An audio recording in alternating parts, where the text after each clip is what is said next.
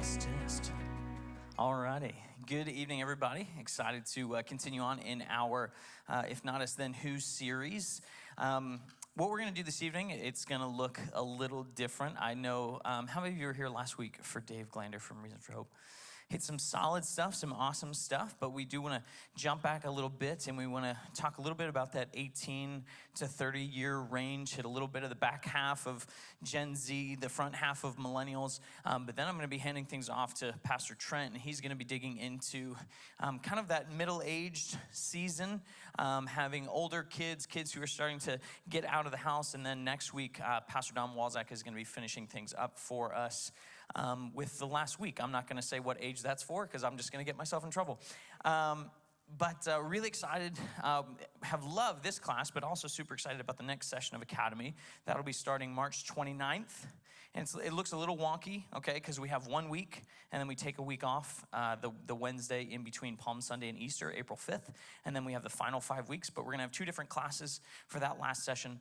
Pastor Chris DeJeet and Karen Tantalo, our two rock star licensed counselors, they're going to be doing a 6-week class on faith and mental health. And Pastor Don Walzak and myself, we're going to be co-teaching a class, Equipped for the Journey, Developing Spiritual Disciplines. So we're going to be high level talking about silence and solitude, journaling, Bible study, prayer, fasting, tithing, the concepts of kind of the theology behind the existence of the church and fellowship and baptism and all these different things. But what I love about those two classes is we want to equip you guys as best that we can. So we're going to do everything in our power to have the content for each of those weeks listed out. And there's going to be some kind of natural progression from 1 week to the next. But if you see, hey, Pastor Chris is tackling understanding depression, I want to go to that one. But then the next week, Pastor Don is hitting prayer and journaling. I want to go to that one. So feel free to have that kind of back and forth with those classes. But a lot of stuff to cover for this evening. I want to go ahead and jump right in. Like I said, I want to look at that young adult category. Dave did an amazing job last week. We were blessed to have him come in. If you don't remember the name of that organization, Reasons for Hope, a lot of good resources he put out there, their app and website. If you guys don't know, all of these are on our YouTube, Life at Cornerstone. You can go back and watch them. But like I said, I want to take the first 15, 20 minutes here, and I want to double back a little bit and hit that young adult demographic. And guys, let me be clear. Remember, we're talking kind of generalities and stereotypes, all right? And I'm falling right in the middle of that. I am currently 30, and that was more difficult to say than I thought it would be. But, and some of you who are older than 30, you're sitting there going, shut up, 30's not old. Well, to me it is, okay? Because I'm a millennial and I'm a snowflake, and this snowflake is melting, all right?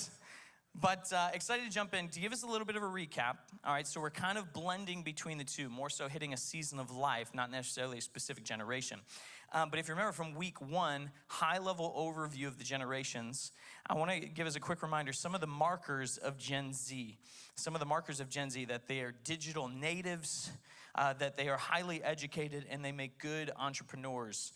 But then some of the markers of millennials is that they are good at accepting change, they're curious, they value teamwork, they like feedback, and then this was just an interesting one. Millennials visit public libraries more regularly than any other age group.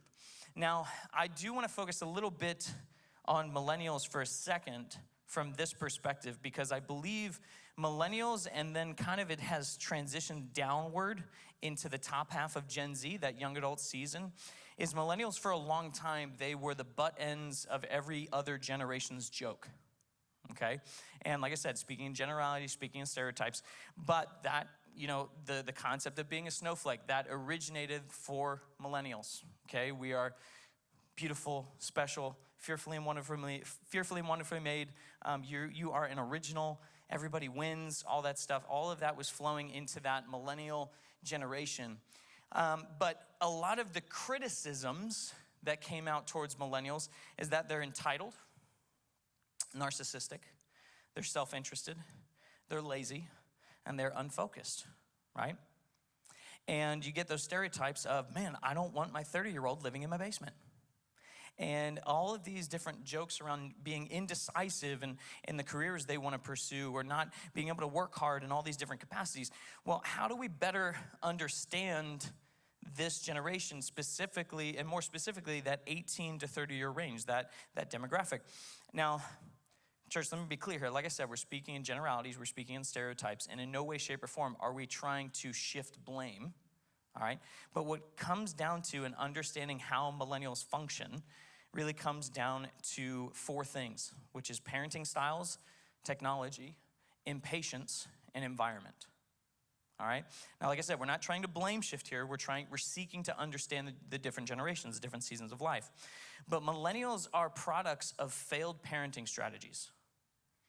And like I said, I don't say that to blame or to shift blame, but the reality of we have a generation, my generation, of young people who were told growing up, you can have anything you want just because you want it. You have a generation of people who got into honors classes, not because they deserved to be in honors classes, but because parents complained on their behalf. A generation of young people who received participation trophies, right? But the studies are in around that concept that participation trophies actually lessen the value of the person who actually won, and it actually demeans and almost embarrasses the person who receives it because they know they didn't earn it. So the millennials themselves and our older Gen Z, they did not implement those strategies. They were the byproducts of those strategies. Okay, so in that regard, there's this interesting dynamic here. Because as millennials then graduate from high school, they graduate from college, they get into the workforce, they realize you're not special. You can't get a promotion by your mom calling your boss. And you're not gonna get everything you want just because you want it. So millennials have extremely low self-esteem, which is why millennials, even though we like feedback, we can't stand criticism. There's a very fine line in understanding that even though we like feedback, we can't stand criticism. Now, you infuse tech into that, so failed parenting strategies, you infuse tech into that, and you already have the studies behind there. We've seen it with Miss Jenny's talk, with JD and Joel's talk, even Dave's talk, that sending out a text to 10 people, hi, hello, hi, hey, what's up, hi. When you get a text back, it feels good. It releases dopamine into the brain, highly addictive chemical into the brain, the same thing that's released from drinking and drugs and gambling and so on and so forth, okay? But within this concept of infusion into technology, and if you remember from week one, I asked you that question, the iPhone 1 came out in 2001, all right? So it is not on the shoulders of the millennials, it was not on the children to decide when they received a cell phone. But this is also not on the fault of our parents. Because guys, we need to understand that this generation became guinea pigs for technology. But here's the difficult part. Here's where I think we have gone awry and kind of where we went wrong with young adults. Is we have kind of shifted the joke and pointed the finger at young adults, saying, how could they? How could the guinea pig, like it's their fault as the guinea pig? And we've kind of steered our young adults in a wrong direction in that regard. But here's what happened, is that in that concept of constantly infusing dopamine into a young adult's mind through technology, is we have not learned how to cope. Especially as you get into adolescence, what happens? You no longer start to rely on your parents. You start to look to rely on your friends and your social circles, which is good in a sense of developing relationships. But that infuses stress and anxiety into the life of an adolescence. So for millennials and older Gen Z, we basically had the equivalent of opening mom and dad's liquor cabinet and said, hey, if adolescence gets you down. So we turned to technology for that shot of dopamine. But we never learned how to cope with the actual stresses of life. So now you have what? The infusion of mental health. And due to the skyrocketing numbers of depression and suicidal thoughts in millennials and Gen Z, now in the church, we're starting to communicate about mental health much more. So even the dynamics of that are very interesting. So The problem then for millennials and for older Gen Z is we don't know how to build deep, meaningful relationships. Okay, so we have parenting, we have tech, impatience, everything at our fingertips. Amazon, there in 2 days. You don't wanna wait for a TV show, binge. You can skip full seasons just to wait for the end of the show and then binge the whole show. But job satisfaction and strength of relationships are long, grueling processes. And there is no instant gratification for that. That is on the shoulders of the millennials. That is on the shoulders of our young people to try and rediscover and understand patience. So we have parenting, tech, impatience, and last is environment. Is we infuse our young people into corporate America. So they graduate high school and they say, go to college, go get a job, whatever it might be. We infuse our young people into corporate America. And in corporate America, they care more about the numbers than the person itself. So the environment doesn't actually help rebuild that low self-esteem that was created in them because of a bad culture as children. So it just perpetuates this weak sense of relationship, this fear of failure as far as job satisfaction.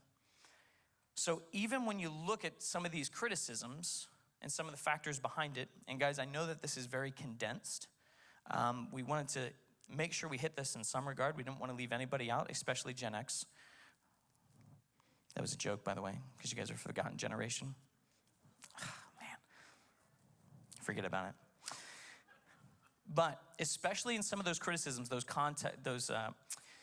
ideas of being lazy, the 30-year-old living at home, not finding a job. I want us to look at these for a second. The average cost of living in 1972. A home, this is in the United States, average cost of a home in 1972, $189,500. 4-year public college, $10,000. 4-year private college, $20,000. New car, $26,000. Okay? Now, here's the cost of living in 2022. Up by 57%, a home is $440,000. Up by 59%, a 4-year public college is $24,000. Up by 64% for a private college, and up by 46% for a new car. And you look at it, you think, okay, yeah, but inflation and surely pay scale has gone up. Here's what's so interesting about this. The inflation of the dollar from 1972 to 2022 is 619%. Okay, but here's where things get interesting. Because average salaries, minimum wage in 1972 is $1.60, or if you factor in inflation, the equivalent of $11.55. But minimum wage in 2022 is still, the average across the United States is still $7.25. So we're actually down 37%. The average starting salary for someone with a bachelor's degree is in 1972 was $7,450, or with inflation, $51,000. So let's go back to that previous slide. Is that the cost of living is roughly going up anywhere from 46% all the way up to 64%. But then go back to the average salaries. Based on the average salaries out of college, the starting salary is only up 6.7%. So to have multiple older generations looking at young people and saying, just go get your own place. We can't afford it. It's economically not possible. And there's this comedian who jokes about this, bumping into this older woman in her 90s, and she's got a $2 million beach house. And you say, oh, you have this amazing house. How did you get it? Oh, well, I got it in 1950. I paid 7 raspberries for it. And I was a full-time librarian for 20 years. And then a 20-year-old is like, I have 7 roommates, and we all pay $1,000 in rent every month. So there's this fear and there's this perspective of like, man, why can't my young adult, why can't this kid just get out on their own? And some of it, absolutely, there is laziness in some of it. But there's also this expectation of like, I went and got my own place when I was getting out of college.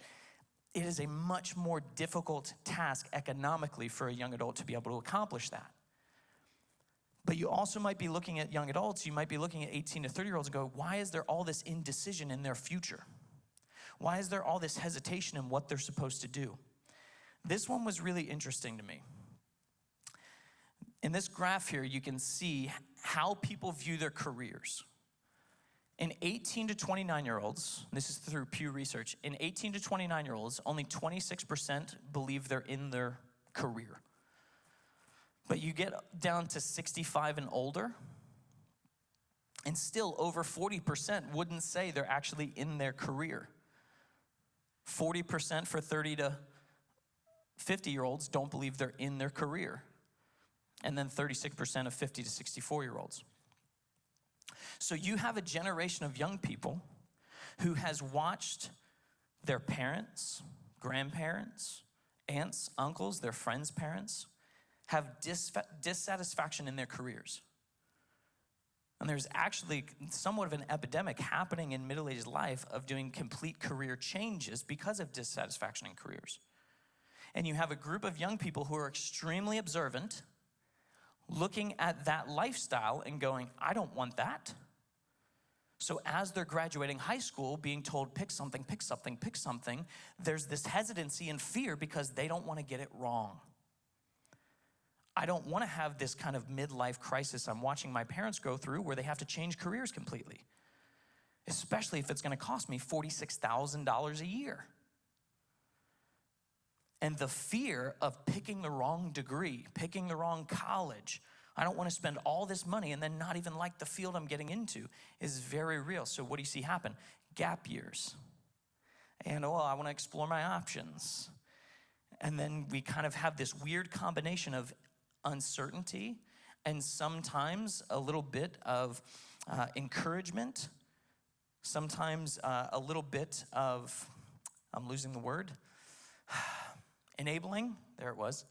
You have this combination of uncertainty on the young adult's part with a little bit of enabling, and what happens is a gap year turns into 3 gap years, turns into the 30-year-old living in the basement. Now, church, like I said, this isn't to kind of blame shifts or victim shame. We're trying to understand the culture and the mindset for a young adult. Because here's what's true, is that the young adult, most young adults, what they desire is they want to be connected to a place that has purpose, and they want to make an impact. Because here's what's interesting. One of the other graphs that within that Pew Research study that was done, it was another one that went alongside that, is that people who worked in for-profit corporate jobs, less than 50% felt like they had job satisfaction. But when you worked for nonprofit or, you have to forgive me, I'm forgetting the other categories. Or excuse me, when you worked in corporate jobs, less than 50% believed their job was crucial to their identity. And that was for adults across the board. But as soon as you worked in government or nonprofit, 75% of people who worked in those sectors believed that their job played a role in their identity. So as I said, you have young people finishing high school, and they're being told, what do you want to be? What do you want to be? What do you want to be? What do you want to be? And they're looking at all these adults going, well, you hate what you are. I don't know. And then culture is saying, pick faster. Pick faster, pick faster. So you get this indecision, right? And then we see young adults jump from job to job to job to job to job because they want to test everything out. They're saying, if I'm going to give my commitment to something, I want to find something that I really love, something that has purpose, a place where I'm going to have impact. Now, church, I know that this was very high level, but just to wrap this up, so what can I do? How can I better approach the young adults in our church, the young adults I come into contact with? Be curious, not judgmental. That's always attributed to Walt Whitman, but most likely he didn't actually say that. But there's still truth in that statement. Be curious, not judgmental. And I feel like young adults are the epitome of that phrase. People don't care what you know till we know that you care. And after several years of being the butt end of everybody's joke,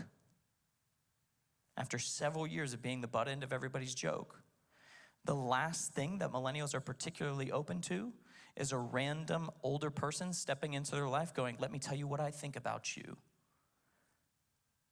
So be curious, not judgmental. Ask questions and avoid assumptions. Because like I said, characteristics of a millennial, and I would say of older Gen Z as well, there's blending there, is that we value teamwork and we like feedback. To have somebody in their 50s or 60s or 70s walk up to somebody in their 20s and say, hey, I'd really love to buy you a cup of coffee. Just talk to you. See where you're at in life. See how you feel about things. We will say yes to that every day of the week and twice on Sunday. I mean, unless you're creepy about it. Don't be weird about it. I mean, millennials aren't that good at like introducing themselves anyways. Because we had tech, right? We never had to go, like if we were interested, guys, if we were interested in a girl, because we had tech, we never had to do that whole awkward like, hey. You have Tinder, swipe right, I'm a stud. Like that's, I didn't use Tinder. I found my wife very awkwardly. If you guys were here this past weekend, you heard about my pickup line. But church, the strongest piece of advice I can give you for our younger millennials, our older Gen Zers, the young adults in our church, is to seek to know them. And don't assume to know their story, their background, why they're wired the way they are. Because when you see that 25-year-old that's still working that drive-through job at McDonald's, yeah, it could be some laziness. But there can also be a lot of different backstories going on. There can be a lot of different details going on. And one of the most dangerous things I think we do across the generations is we assume people's hearts. We assume their motivations. All right, so I don't want to take too much of Pastor Trent's time. So not necessarily any observations, but are there any brief questions about our young adults, how we can better communicate with them, understand them, before I pass things off to Pastor Trent? Any questions about our young adults or millennials or Gen Z? Yeah. I don't know how you'd answer this, but at what age do you think young adults should be looking to get married as opposed to dating? And I say that because the age of marriage, later and later, you have kids later and later. Mm-hmm. And I'm curious if that time period is causing issues for Gen X or baby boomers getting married a lot earlier. At what age should young adults get married? Obviously, it depends on the person, but here's what's interesting. You have Bible culture and God's design and wiring for us of we become sexual beings at 13-ish, right? And then American culture, the average age of marriage for men, I think, is 33 right now. And for women is like 31, 32. Some studies push it even further into their 30s. So culturally, we have these competing factors, right? Hey, you're a sexual being. Do nothing about that for 20 years. Good luck. And then we are shocked that we have over 95% of men in pornography and something over 60-some% of women addicted to pornography, and the gap is closing more and more. I want to be careful with that one, Steve, because I also don't affirm how a lot of evangelicals will say, you're 18, you've been dating 6 months, you both love Jesus, get married. Whoa, calm down. And if that's your story, like I said, it's different for everybody, so I'm not insulting you if that's your story. So I think there's a balance there. I think there needs to be, I don't give this example to brag or sound arrogant, so to speak. When I was asking my father-in-law for permission to propose to my wife, knowing I was going into ministry, I said to him, Mr. Foglio, if I have to get a night shift job working at McDonald's drive-thru to make sure we're provided for, that's what I'm gonna do. And in my mind, regardless of what the age is, if the man and woman going into that relationship have that mindset of whatever needs to happen for us to have a life together, we're willing to do that. I think that can come at 19. I don't think it comes till 29. I think it depends. I think it's where you're valuing and prioritizing that relationship. But I think what the church needs to do is not try to put a number on it and assume, hey, you come to church and know Jesus, and you've been with your girlfriend at least a year, regardless of what the age is, get married, get married. Like, whoa, you slow down. We got to assess that relationship, those individuals. But yeah, we can talk more about it later, like I said. Any other quick ones real fast before I pass it off to Pastor Trent? All right, thanks, guys. I'm not going anywhere. We can talk more after if you'd like. Pastor Trent, get on up here. Appreciate you so much for coming and doing this. Yeah, I'm excited to do it. Hey, everybody. I am a person of Gen X, so I got to move my stuff. I learned that's a thing for us. I'm excited, actually, this week because I am actually the first person, I think, the first person in this series who gets to actually speak that's a part of that generation. That's kind of cool. Well, I guess Brandon just spoke as some millennial, and so that was good. But this is an exciting thing because as I began to explore some of the generational stuff, I began to realize, like, oh, hey, that's just like that's a common thing for people my age, or that's a thread that's pulled through some things, and so it really opened some things up for me that I'm excited to share with you guys. I do take age with being called middle age, or do take issue with being called middle age by Brandon. He said, I don't know a better way to say it. And I'm kind of like, I think we can find a better way. No, but all kidding, of course. I was born in 1976, so I'm right there, mid-top Gen X, and I grew up in the 80s, and it was crazy as I look back, and I think about some things that were very, very close and personal to me through that time, and I began to really have some great memories of my Saturday morning routine. And so this is how I think one of the ways you would know you're a Gen Xer. I got up early on Saturday morning. I went to the kitchen. I promptly grabbed the cereal and grabbed a bowl. It was Captain Crunch, if I had anything to say about it. That was the best one, which also did shred the top of your mouth if you ate it, right? It's extremely dangerous as well as delicious. I'd fill up a bowl and I'd put a spoon in it, get some milk, and I pour it in, be careful not to spill it, put the milk back. I'd take my bowl into the living room very carefully, and I'd walk over to the TV and I'd pull the console TV button. It would click, and then there would be this flash on the screen. You guys remember that flash, and then it would go dark again, and it would sit there and warm up for a few seconds. And then I would take the dial, and it was clicky, right? It was really like almost difficult at times to turn. And I would click, click, click to the channel that cartoons, it was gonna be Bugs Bunny, Looney Tunes were about to come on. That's just the way every Saturday was. But then I would turn it up really loud because while you're eating Captain Crunch, you can't hear the TV over your crunching, right? Like, you remember this, right? And then somebody eventually would come and turn it down, and then go on with my morning. But that was a staple. I think that's a Gen X thing. That was our Saturday mornings.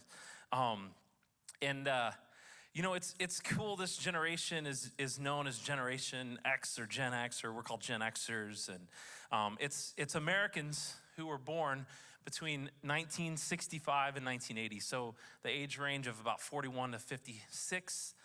And this is I found this to be interesting. Gen X was actually a term that was popularized by a guy named Douglas Copeland. He was a Canadian journalist and a novelist, and he wrote this article in 1987 for Vancouver magazine, and he used this term for this generation, this Gen X term there, and later he had explained that he took it from this book that was called Class, a Guide Through the American Status System. And in this book, they just happened to use the letter X to refer to a group of people who they just didn't wish to concern themselves with social pressures or money or status. And this generation is actually as far as generations go, it's relatively small. As Brandon mentioned, it's often considered or called to be a forgotten generation. And that's a lot of times attributed to the idea that it's less populated than the baby boomers or the millennials, which came after them. And so when I'm asked to describe our generation, there's two things that come to my mind. I think about a sports analogy, and I always say we're somewhere between the idea of rub some dirt on it or everyone gets a trophy. Like we land right here in this middle spot, you know? And so it was sort of this idea that we sort of had to fight for things, you know? The other way I talk about it is, again, back to the TV thing, you're a Gen Xer if you ever experienced having a console television in your living room and the sound went out on it, and so your dad brings in a black and white TV and puts it on top of it so you can watch this one but hear that one. That was, I swear, I don't know why that happened, but that was just something that happened.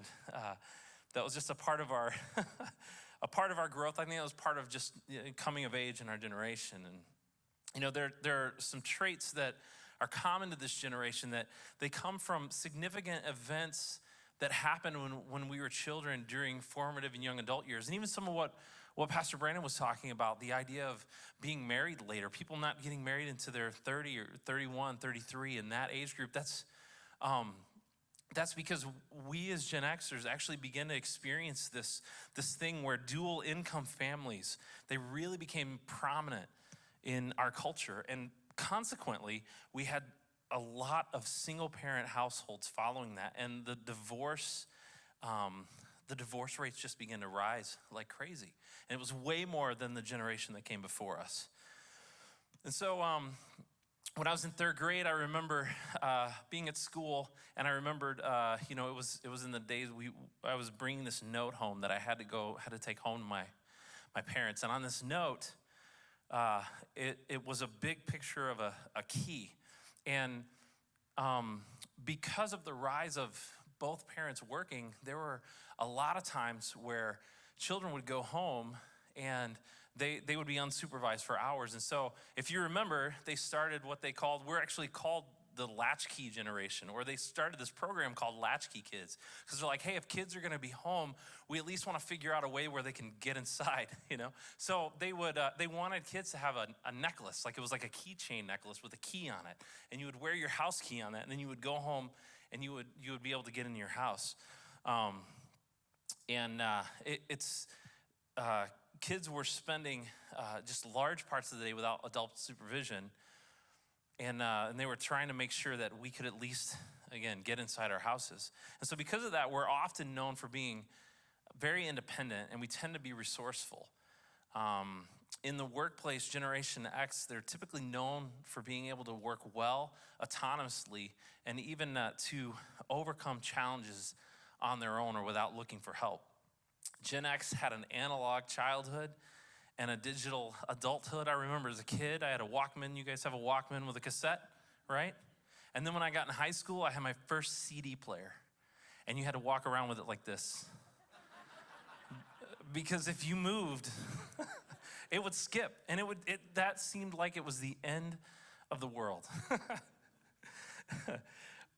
We grew up with personal computers. We were the first generation to actually grew up with personal computers. I remember the Mac computer lab. Anybody else remember this? You go and your school was just filled with all these Apple computers. You would sit down and you would play a couple of games.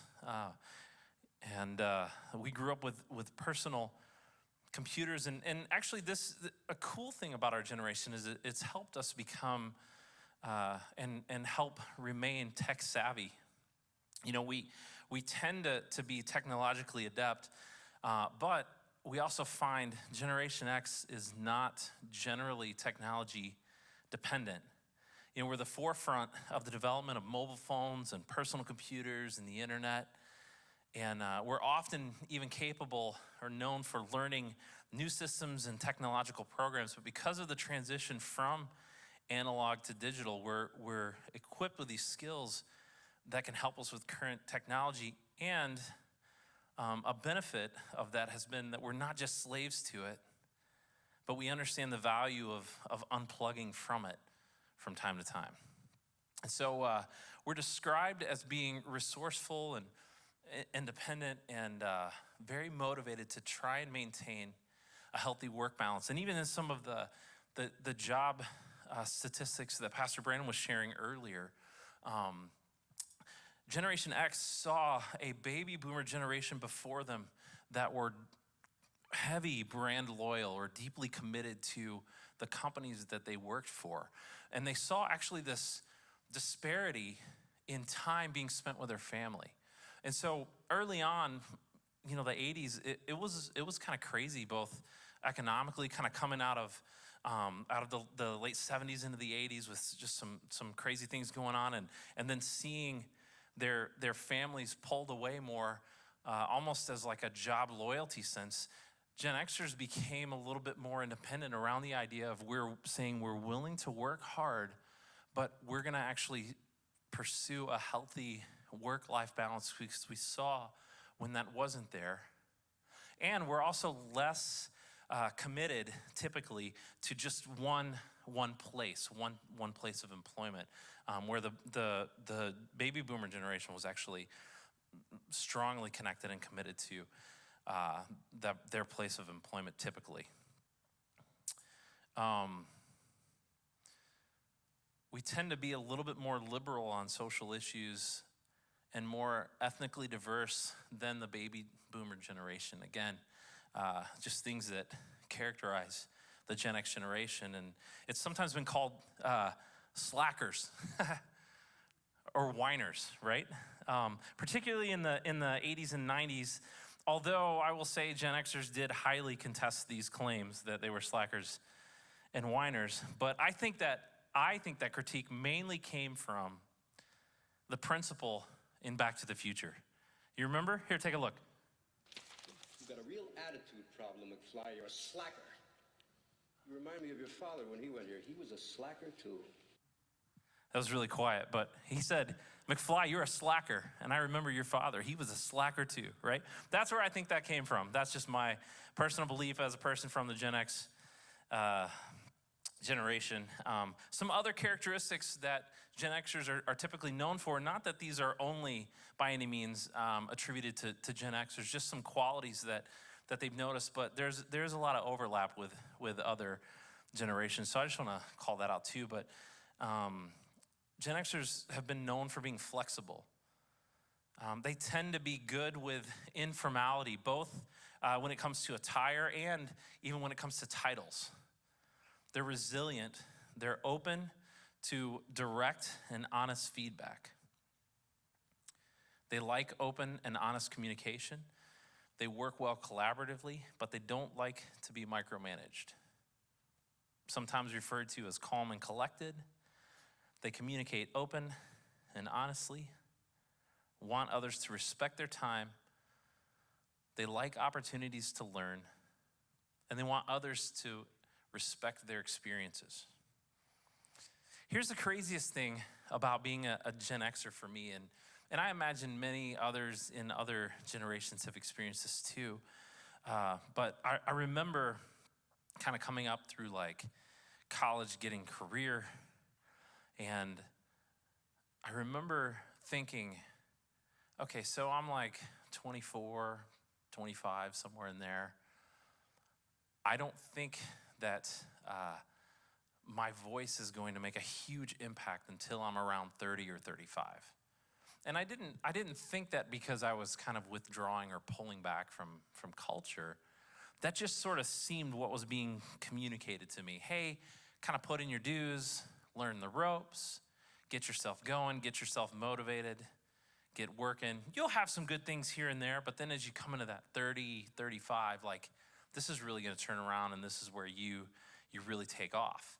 And I remember thinking about just culture kind of lending itself to that. And so I thought, well, I'm gonna do what I can, but I can respect that if that's how it is. So I worked in the system and I did the things. And I would say that was even within the church.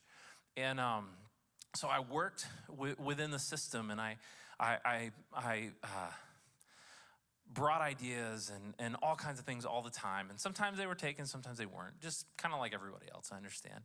But I was looking forward to the day around 30, 35, somewhere in there. I'm like, I think I might be taken seriously this year. I was really excited about it. And we turned this corner, which was fascinating to me as a culture. And the corner that we turned was this: if you're not 20, now you don't have good ideas. And I was like, what in the world? Like, Lord, is that really what you meant for this? Now, I say that mostly joking, but there was a little bit of that like movement in our generation and in our culture that did happen. And all of a sudden, I mean, particularly a worship leader, like now, you know, I'm 35 and it's like, wait, I don't have the idea that a 20-year-old has or a sound that a 20-year-old has. And I found myself wrestling with that. And the Lord is faithful, and that ended up being a beautiful thing. But I think that was something that impacted me, that was a part of our culture. And I think all of us wrestle with all kinds of different things based on when we were raised. And I really love what Jenny said the second a couple weeks ago, where she said, when you were born is just as important as where you were born. It impacts just as much as where you were born.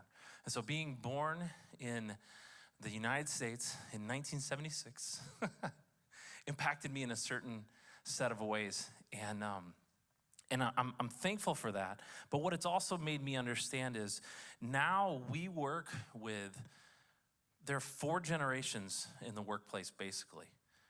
You have baby boomers, you have Gen Xers, you have millennials, and you have Gen Zs that are in the workforce. And actually, I think it was about 5 years ago that the millennials became the highest number in the workforce. Like, I remember hitting, like us culturally hitting a tipping point where that became the state of things. And what I've realized is there are some things that we all have gone through, that we all will go through, that are somewhat specific to our generation, but they're also somewhat specific to just life in general and relating to other generations. And so I'm gonna lean us into some of that, and we're gonna look at some scripture, and I think what the Lord has to say to us through some of that.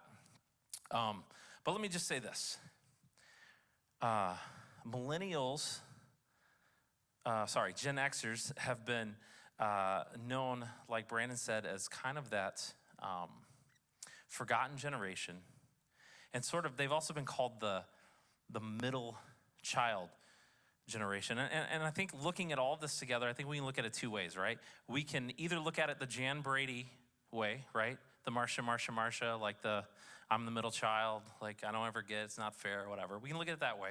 Or we can actually look at this as a gift, and we can recognize that there's some resiliency that God actually put in us through this time.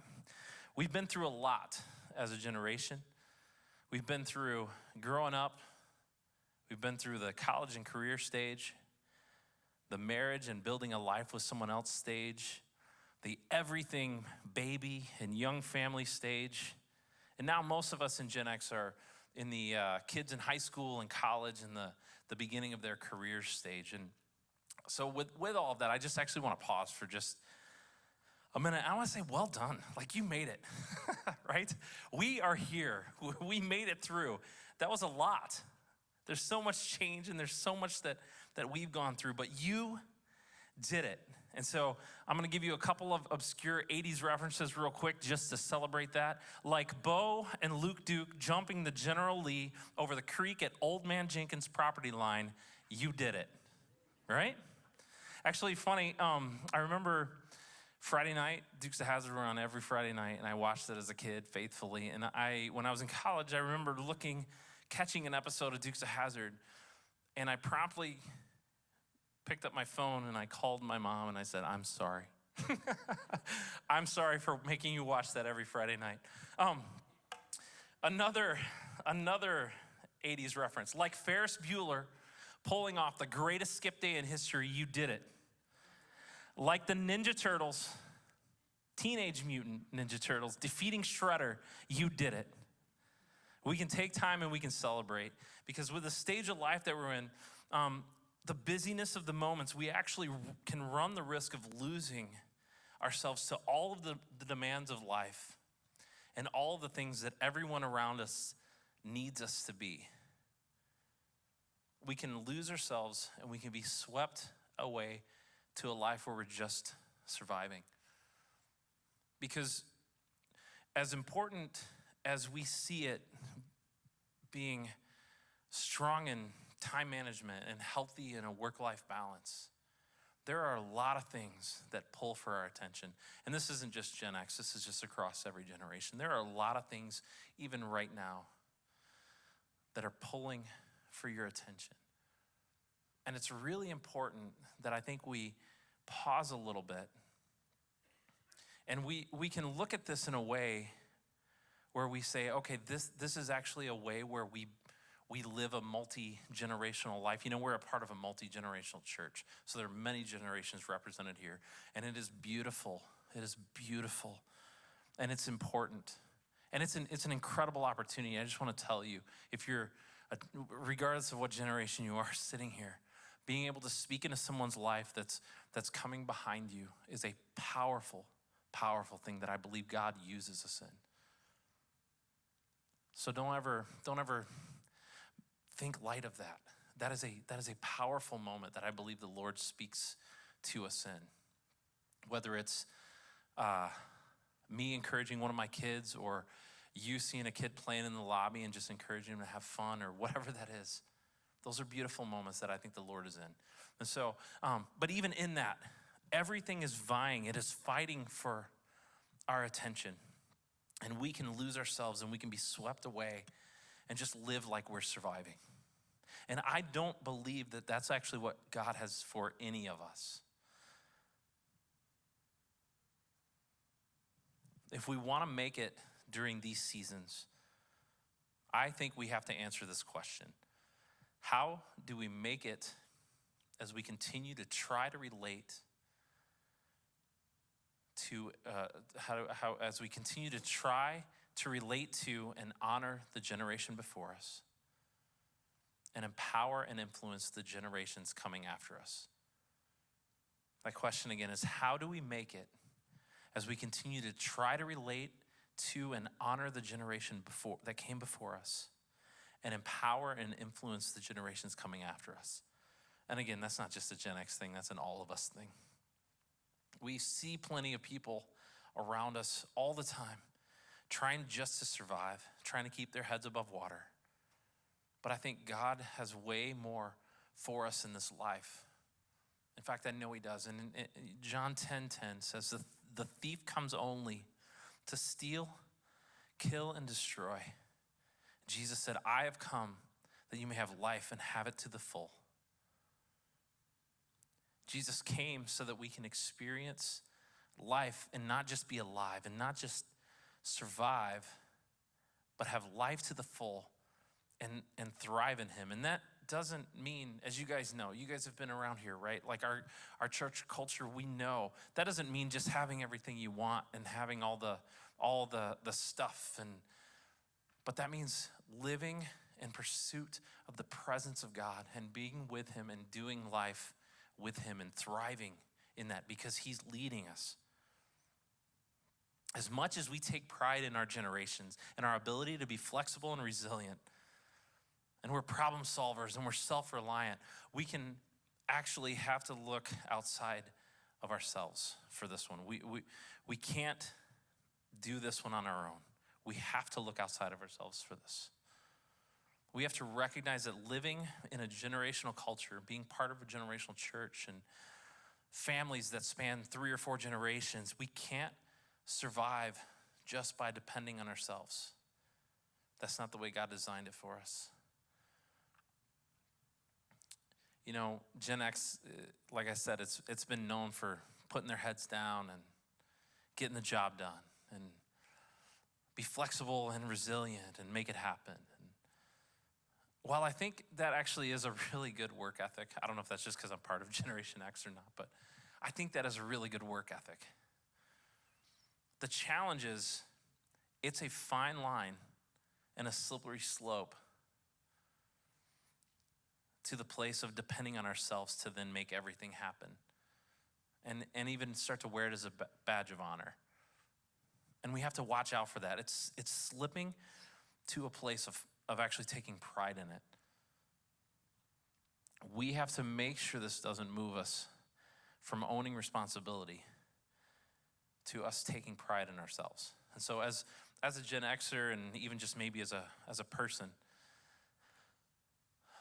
we can begin to think that we have it all together and that maybe the generation before us, maybe it's just not as relevant anymore. And younger generations, they just have everything handed to them. And it's up to me. And I'm gonna carry this burden, and I'm gonna pull myself up by my bootstraps, and I'm gonna make it happen. I'm the only one actually, now that I think about it, I'm the only one that can handle it, right?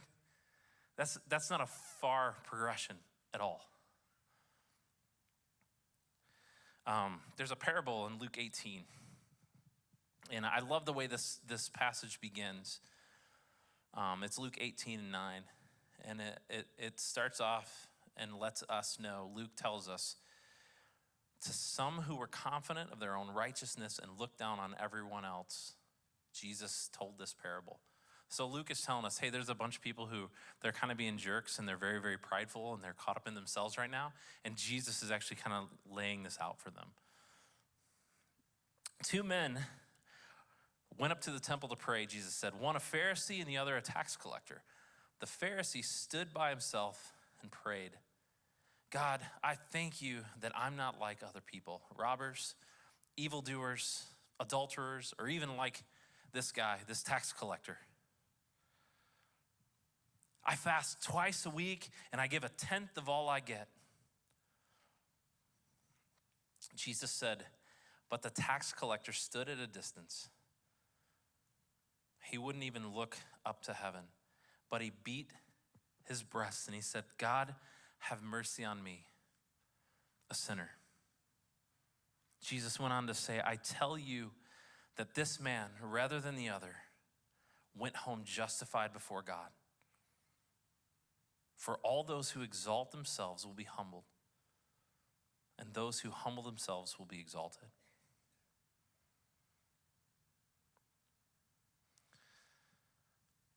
I think in the mix of all of who we are and all of our influences, I think the Lord wants to meet us in a place where we hear his voice and we just humble ourselves before him. I think that's what he's calling us to. We have to get past this place of pride and thinking that we're the only ones who can do this. And the Lord wants to meet us in a place where we thrive. And that place is to humble ourselves and surrender ourselves to him. And so, in thinking about the idea of relating to, pouring into, ministering to, loving, parenting, leading, learning from all of the generations around all of us, and not getting just completely washed over or ran over by everything that's fighting for our attention and fighting for our favor.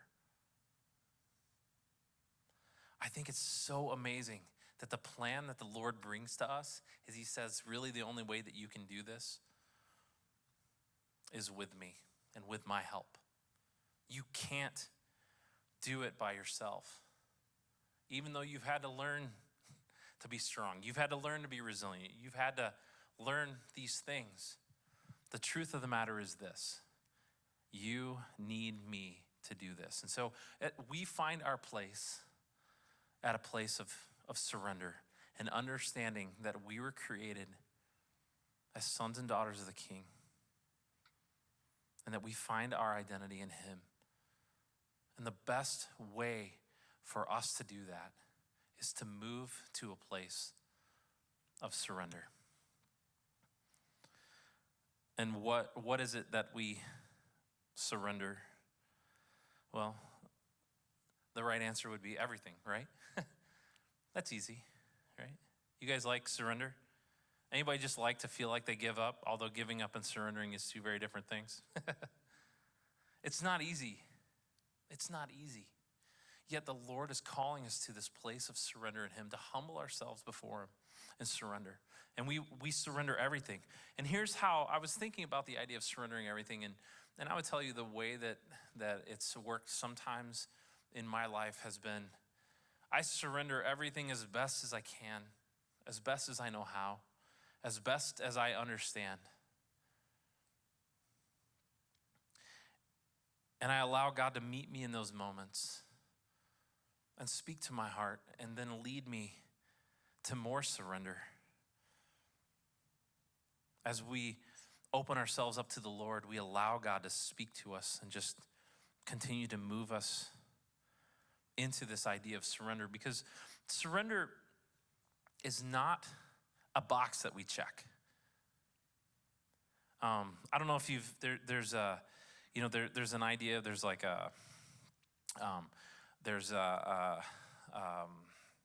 forgot the word. We can solve problems, or we can live in and manage tension, you know? There are things that are problems that we solve and we check it off and we're done with it. But then there are also things that we live in and we manage them and we live in the tension of it. And sometimes it's good and sometimes it's easy and sometimes it's hard and it's not easy. But it's tension that allows me to actually close my hand around this microphone and hold it up to my mouth so I can speak, right? There are some things that we hold in tension, and there's some tension that's good, but then there's tension that's bad. I'm talking about holding it in tension in a way as best we can and allowing the Lord to speak to us in it, because it's an everyday thing. It's not just checking a box. And with that, we have to look beyond our own strength and let the Lord help us with this if we want to do it right. And so Psalm 83:19 in the NLT version says this: "Powerful is your arm, strong is your hand. Your right hand is lifted high in glorious strength." So in light of that passage, we surrender everything to the one who's strong enough to carry it. And it's not really easy on the how part, I'm just gonna tell you. It's a learning, it's a moment by moment choice. Just like every discipline in life, we have to learn, we have to practice surrender. And the enemy constantly seeks to distract our minds and fill our lives with worries, doubts, and fears. We read earlier, he comes only to kill, steal, and destroy. He actually wants us to leave no room for the presence of God in our lives. So surrendering, actually, in light of all of that, has to become a decision, and it has to move from a decision to a practice. It's not just thinking about it, but it's acting on the Lord's leading. And it's just like the Doer series, as we're talking about on the weekend. Pastor Don's been teaching, and Pastor Brandon taught us. It's putting our faith into action. It's actually doing something. It's not just listening to it, thinking about it. Those are good things. But it's a call to action. We're not just hearers, but we're not just hearers or thinkers, but we are doers, and we have to act on our surrender. We have to actively look for areas of surrender. And when negative thoughts try to enter our minds, we have to cut them off and we have to give them to the Lord immediately. And this is the process of renewing our minds, or this is the kind of the beginning. It's just a simple, practical way. But as something comes in our minds, begin to overwhelm us, we have to actually cut it off and we have to give it to the Lord. Romans 12:2 says, "Don't conform to the pattern of this world, but be transformed by the renewing of your mind. Then you will be able to test and approve what God's will is, his good, pleasing, and perfect will." We have to renew our minds, which also means letting go of all the burdens that he died to take from us. And in that, we have to let go of control. And anybody really good at just letting go of control? No?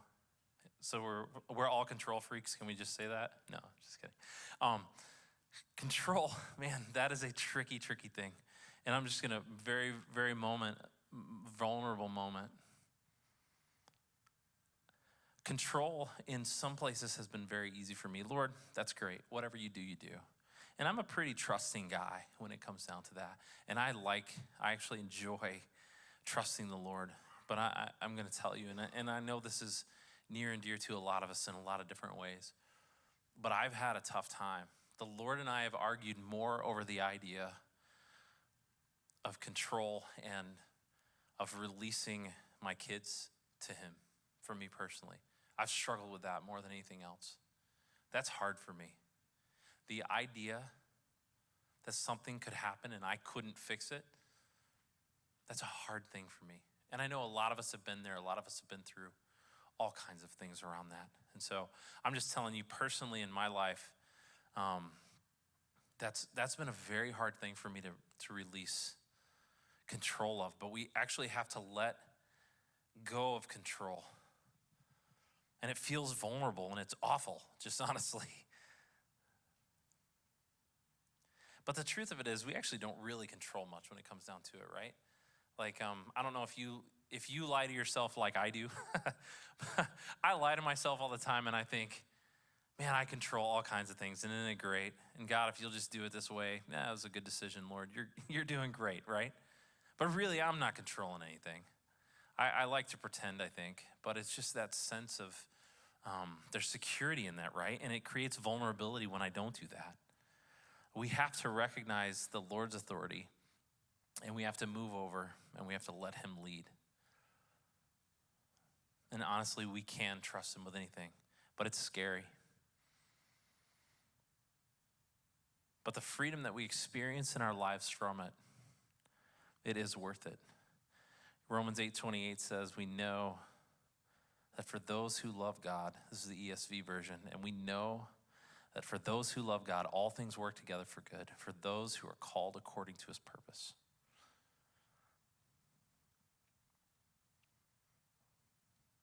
We also have to let go of worry.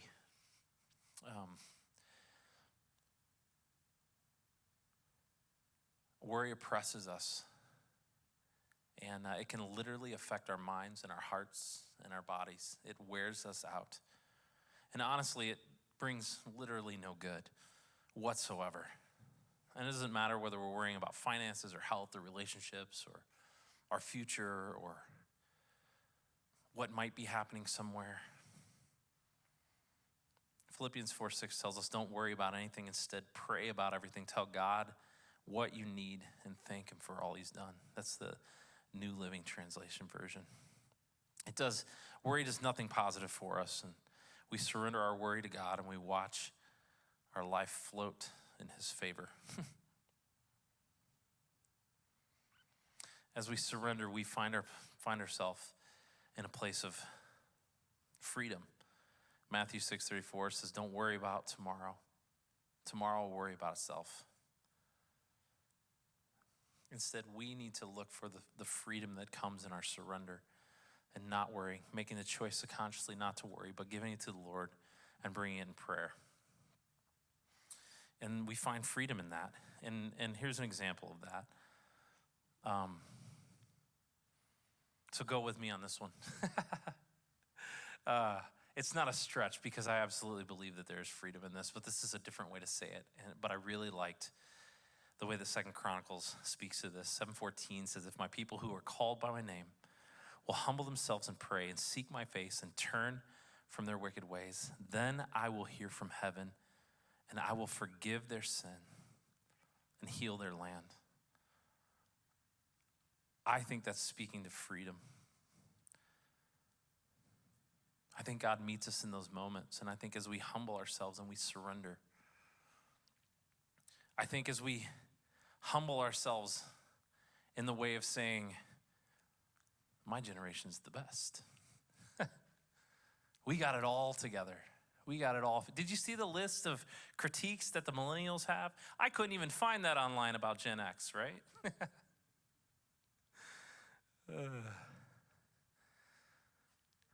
I think, I think the Lord wants us to experience freedom in him.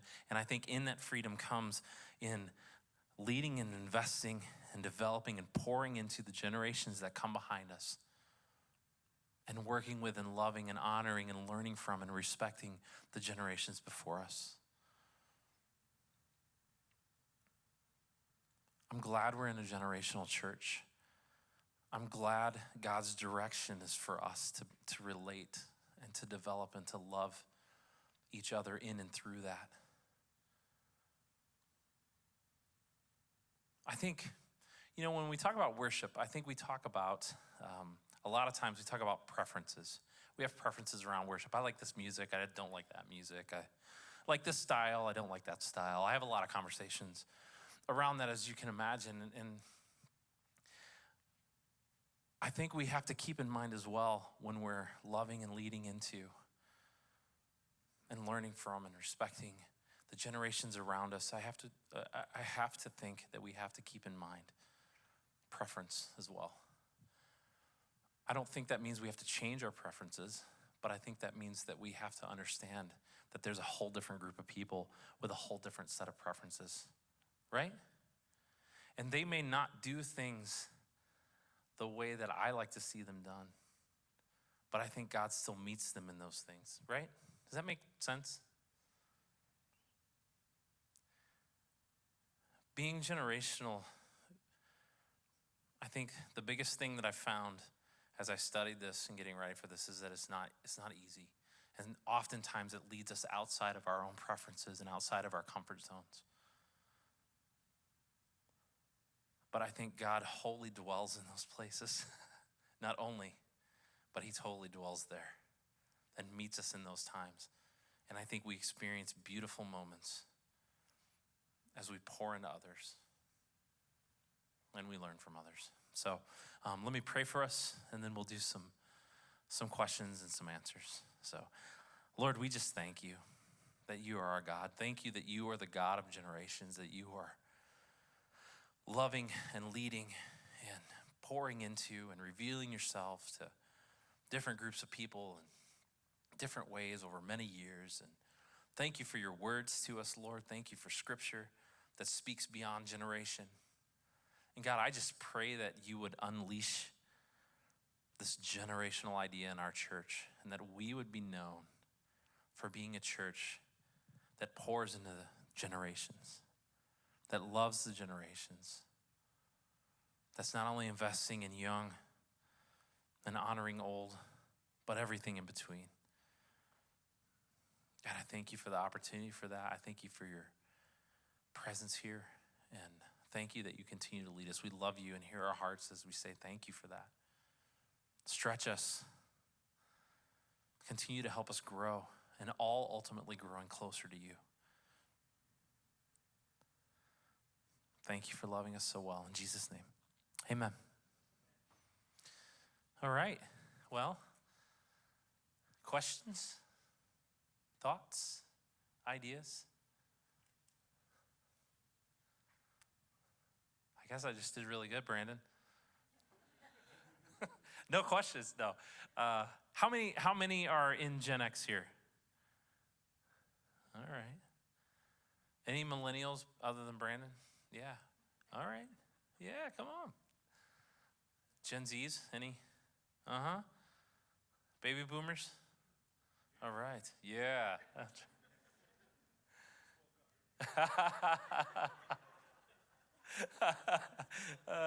Thanks, Joe.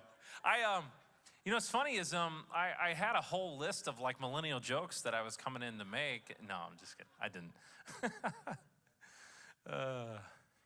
Well, yeah. It's 10 after, so we're good. You guys can make your way out. Have a great night, and we'll see you soon. Then, thanks, guys.